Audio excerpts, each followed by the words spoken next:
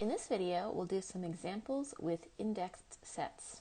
So for our first example, we have our sets B1 through B4 below, and I'd like you to find the relevant unions and intersections. So grab some paper, try these out, and we'll talk about it in a moment. All right, so if we want to have the intersection from I equals 1 to 4 of BI, so this is intersection, then that is B1 intersected with B2, intersected with B3, intersected with B4. And the intersection is the set of all elements that are in every one of those sets. So it must be inside of BI for each I. So let's see, is A in every set? No, A is not here. Is B in every set? No, there's no B here. Is C in every set? No, there's no C here. D, no D over here. And F, or E, is E in every set? No. And is F in every set? No. So in fact, the intersection of those four sets is the empty set. How about if we just intersected from I equals 1 to 2? So then that would be B1 intersected with B2. Are there any elements that are in common between those two sets? Yes. So A is in both of the sets, B is in both of the sets, and that's it. So that's just the elements A and B. How about if we do the union of those sets? And if you're having any trouble distinguishing between union and intersection, think of U as going with U, and unioning elements together, the union of things, everything together. So we have any element that is in at least one of those sets is included in the union. Okay, so what elements are in the union of those four sets? Any element that's in at least one of them. So we've got A, B, C, D, E, and F. All of the elements are in that union. Next, here we've got a sort of more general set. So AI is equal to k squared, such that 1 is less than or equal to k, which is less than or equal to I, for each I in the natural numbers. And I'd like you to find, first of all, just what is the set A3 itself, and then you can find those intersections and unions below. All right, the set A3. So here's the subscript AI. We're talking about I being 3 in this case.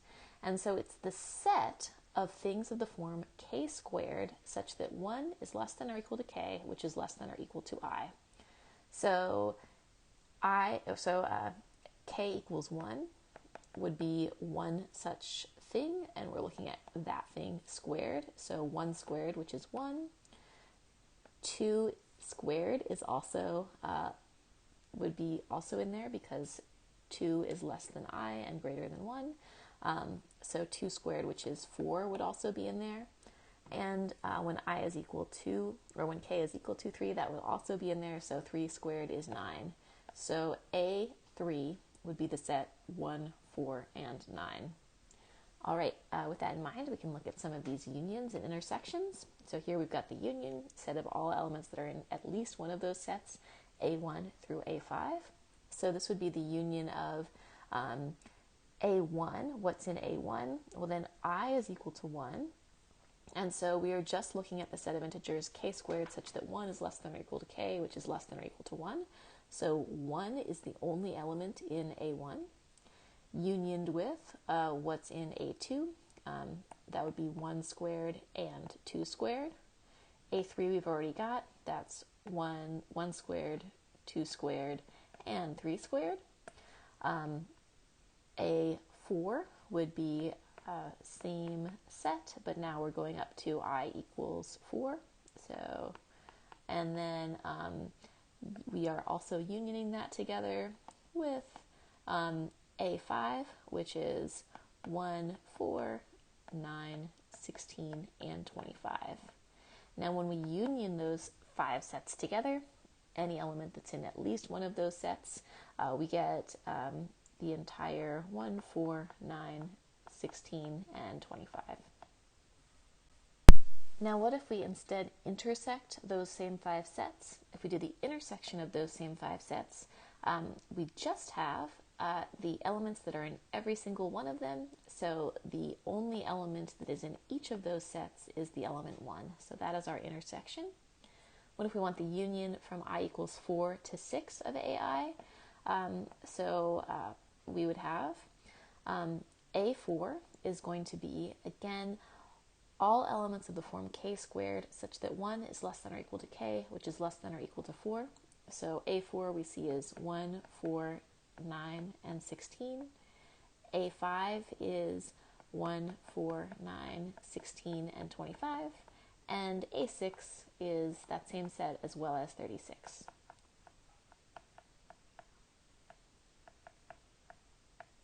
Okay. So then we also are going to be unioning those together, any element that's in at least one of those sets, so that does give us the full set A6. So we could write it in that way, or we could also just write that it is equal to A6. What if we intersect those elements? Those sets? The only elements that are in all of those sets are the elements 1, 4, 9, and 16. So we get that set, 1, 4, 9, and 16. Or we could also write that as the set A sub 4. How about the union from I equals 1 to infinity of the AI? We're doing something similar to what we were doing up above, just continues forward. So A1, just 1 squared, A2, 1 and 2 squared, and so on forever. What do we get? We get all squared positive integers. So that would give us just k squared, such that k is an element of the natural numbers. So k squared such that k is an element of the natural numbers would be the union of those sets. How about the intersection of those sets? So again, as we saw above, we've got intersection of 1, the set containing 1, the set containing 1 and 4, the set containing 1, 4, and 9, and so on. And what is in common between all of those sets? The only element that is in every single one of those sets is the element 1. Now we have a new collection of sets Cj defined. So I would like you to find C3 as well as those other unions and intersections below. So give those a try. Okay, so C3, that is, now the subscript J is, we see it here and here. So that is the closed interval from 3 minus 1 to 3 plus 2. So in other words, Cj is the closed interval from 2 up to 5. And note that this is a subset of the real numbers. So this does not just simply contain the numbers 2, 3, 4, 5, which is a common mistake, but this is the closed interval containing all elements of the real numbers between 2 and 5. So for example, pi is an element of C sub 3, for example. Now looking at the intersection from j equals negative 2 up to 0 of the C sub j's, that's C sub negative 2 intersected with C sub negative 1 intersected with C sub 0. And so as sets, that is when j is negative 2, we have negative 2 minus 1, that's negative 3, up to negative 2 plus 2, that's 0, so 3, 0, intersected with the interval from negative 2 up to positive 1 when j is equal to negative 1, intersected with the closed interval from j equals 0 minus 1, negative 1, up to positive 2. So that's the intersection of those three sets. Now that is the intersection of three closed intervals. If we want to, we could just sort of draw it to get a visualization of this. So from negative 3 up to 0, from negative 2 up to positive 1, and from negative 1 up to positive 2. So that, just quick sketch.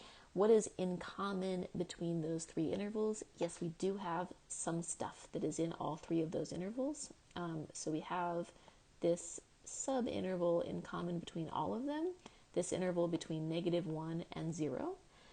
So the intersection of those three sets is the closed interval from -1 up to 0. Something to note that this is not equal to just the set containing -1 and 0. As we've seen, the set containing -1 and 0 with braces, that's a 2-element set as compared to the closed interval from -1 to 0 that contains the infinitely many real numbers between -1 and 0. What if we take the union of these three sets?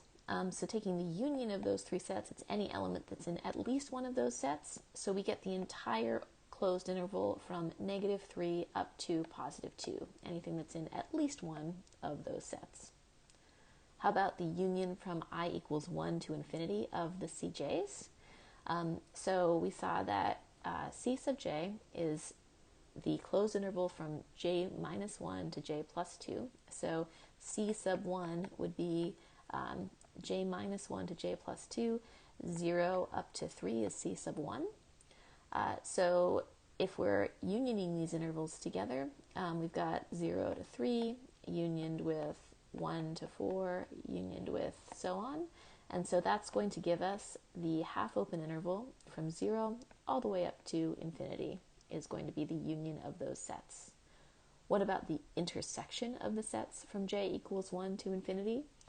So we've got 0, 3 intersected with 1, 4, intersected with 2, 5, intersected with 3, 6, intersected with 4, 7, and so on. And note that, is there anything in common between these sets? No, there isn't. So for example, if we look at this set from 0 to 3 and this set from 4 to 7, there is no element in common between those two sets. So that means there are no elements that are in common between that collection of infinitely many sets. So the intersection here is the empty set. My last example for you is this one. So I'd like you to find the unions and intersections for those two collections of sets. All right, so if we look at the union for all alpha in the real numbers of the closed interval 2, 4 Cartesian product with the set containing alpha. Let's start by thinking of this for a particular value of alpha. So this is any alpha in the real numbers. What if we use like alpha equals 1.5? So what does just this set look like for alpha equals 1.5? That would be the closed interval 2, 4 crossed with the set containing just 1.5, just 1.5. And so just thinking about that in the plane, that's in the x-axis, the closed interval from 2 to 4, in the y-axis, the point 1.5, and so that would be a little line segment from 2 to 4. And similarly, like if we use, so this is 2, 4 cross 1.5. And similarly, if we did, say, alpha equals -1, then we would have, here's -1, and we would have, again, a line segment from 2 to 4 in x that is occurring at the point y equals -1. So this is 2, 4 cross -1. Okay, so if we're thinking about unioning all sets of that type together for all alpha in the real numbers, then we've got, like, all along the y-axis, things like this union together, everything in there. So what have we got? We've got really the set 2, 4 crossed with the real numbers. That would be one way of describing it. We could also describe it by drawing it, and if we did describe it by drawing it, we would just be drawing a column of stuff there. So we would just have this long strip across the line 2, 4. All right, what about the intersection of those sets? So again, thinking back to, what do these individual sets look like? Okay, they are these line segments across the interval from 2 to 4. And if we think about these line segments, are there any elements that are in common with every single one of these line segments? there aren't, right? So if we take any element that's in one of the line segments, it is not in any of the other line segments. So the intersection of these sets is the empty set.